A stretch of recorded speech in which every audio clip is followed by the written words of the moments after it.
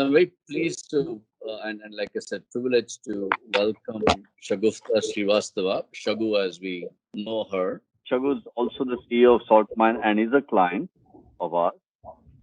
He runs Space Matrix, and Saltmine was the software on which the first version of the Crayon office in Chennai was sketched and was designed, I would say, not sketched. And then Space Matrix is a company that actually built it out.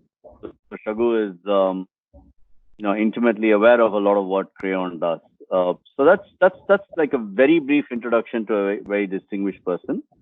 Without further ado, I'm going to just welcome Shagu once again. Thank you for making the time, and I'm going to hand this off to you. You're going to talk us about what you see as the new workplace, the new post-crisis world, how offices work, etc. will evolve. Offices have been such a key part of our life, and for the last couple of months, I think we've not had that relationship with that physical space that we've had for so many years. So I think it's really a lot of things going on in people's minds saying that, what is that new office going to be? Is it safe for us to go back? So I want to share with you a little bit about the way Saltmine is looking at it, that the people that left the office and the ones that are coming back after the crisis are very different individuals. Like somebody like me had to get up in the morning. I had to get out of the house. I mean, Suresh, you're very much like that as well. But slowly I start seeing that I'm adapting to be able to work with sort of a different setting, but still be able to be extremely productive. And one of the things that we need to do is that this whole part of office and working in office has to be rediscovered. And all of the things that we had previously are quite irrelevant now because this whole lockdown has changed all of us quite significantly, and how that is going to impact the workplace is very exciting. A lot of positives for companies like Crayon and Space Matrix that are in the digital transformation space is that there is no company goal that can be achieved without an organization looking at digital transformation. And there's a lot of things that Saltmine is seeing is that what we would have had a pretty tough uphill battle for getting customers to look at digital transformation.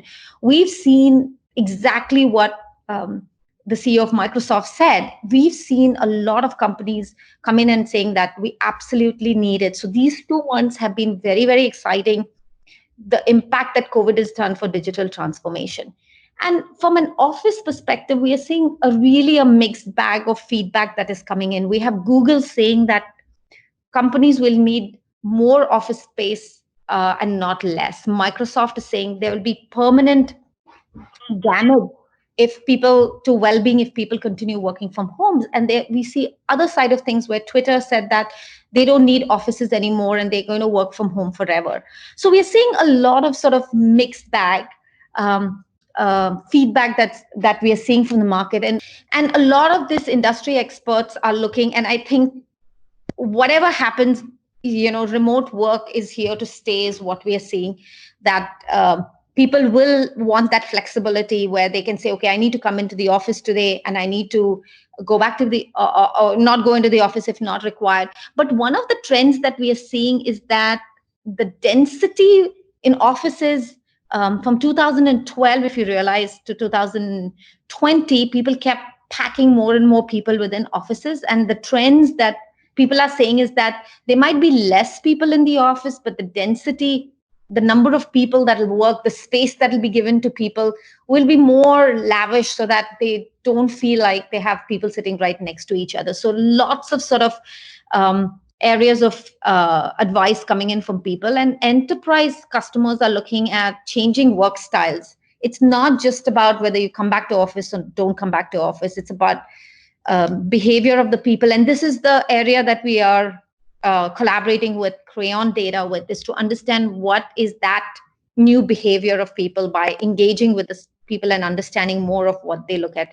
And the second part of it that we are looking at is managing occupancy. How many people should be coming up? And our top priority is optimizing portfolio. I mean, do we need such a large space now? I mean, real estate is the second largest line item for a lot of companies.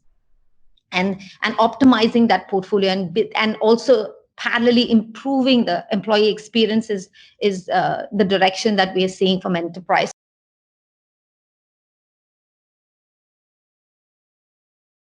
Shagu, I like to lead the question myself. When you see these kind of results, people are missing obviously collaboration and social. Right. They are concerned about safety, and everyone is saying clearly that this whole, we don't see a world in which going back and being only in office like that Google world or more space, more thing may not be the thing we want to. There's going to be some flexibility, right? Is this consistent with what you're seeing across other enterprises and large enterprises or smaller startups? Is the data consistent? What the crayons are saying? Absolutely. So if you see the first slide that I had on the poll that was run, 78% said they want to come back to office, but they don't want like desk sharing.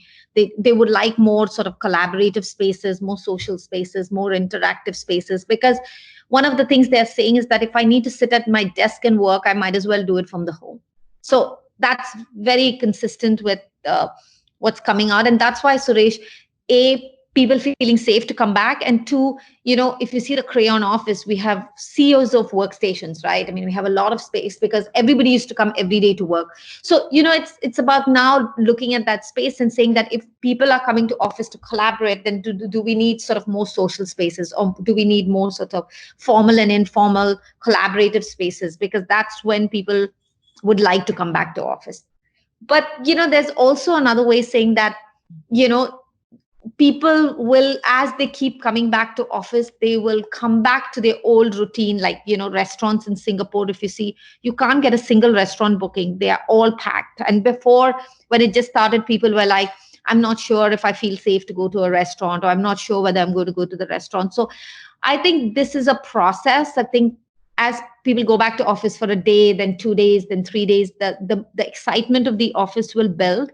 And what I feel is that eventually people will get to more in the office. But I do think the way people work has permanently changed, Suresh. There will be significant percentage of focus work that will continue happening from home.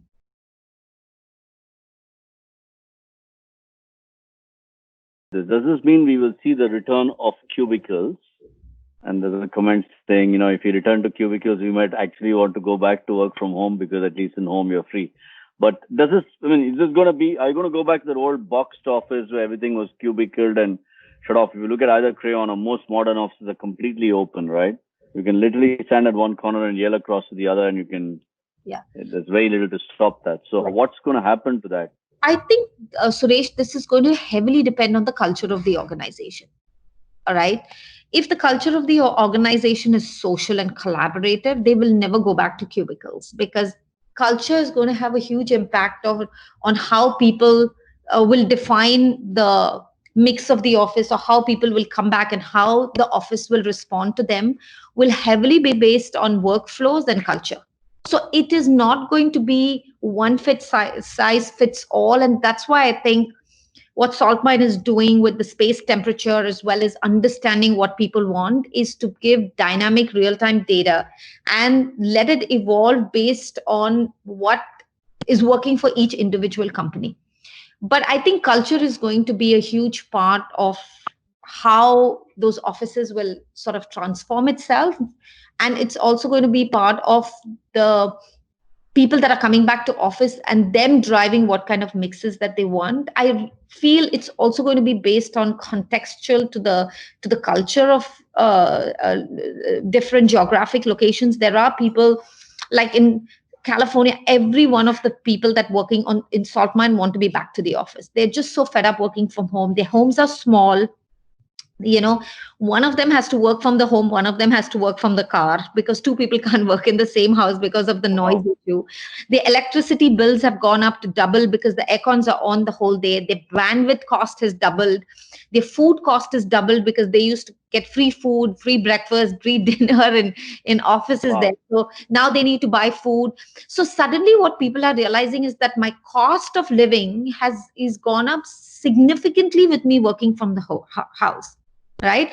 So what is going to happen is that I'm going to turn around and say, I'm earning so much, but I'm ending up spending so much more because of all the things that I need to do now to be able to work from home. I mean, I don't know about you guys, but our electricity bill in the Singapore for Anurag and me has doubled from the time we are working home with the kids online school and everywhere, India, it's the height of summer. Everybody's at home, and I'm sure it's the same for everybody in some form or the other.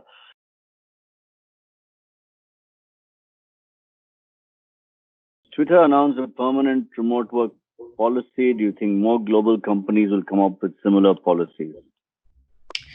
Again, like I said, I mean, if you see, Google is pushing just the opposite. They are going to say that.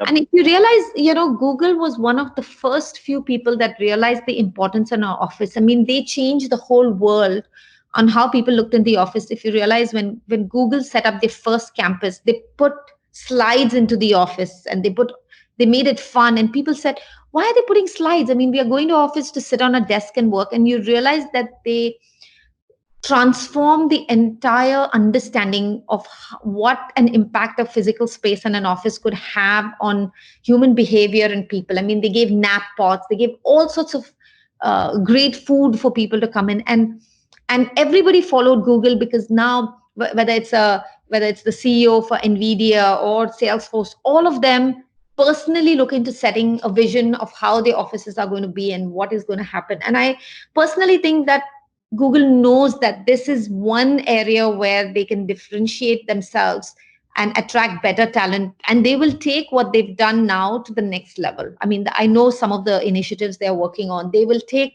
this entire office to a very, very different level. I mean, they might even have like living room pods within the office where, you feel like you're working from your home, but you have laundry services, you have food served on your dining table within your office. They will take that experience to the next level, where people will get that experience of working from like a home, but all of the support system that they get when they come into the office. So I think Google will take it to the next level, but there will be organizations that will say office is not needed permanently. But I don't think that's a long term solution, because they will see significant amount of disengagement from staff.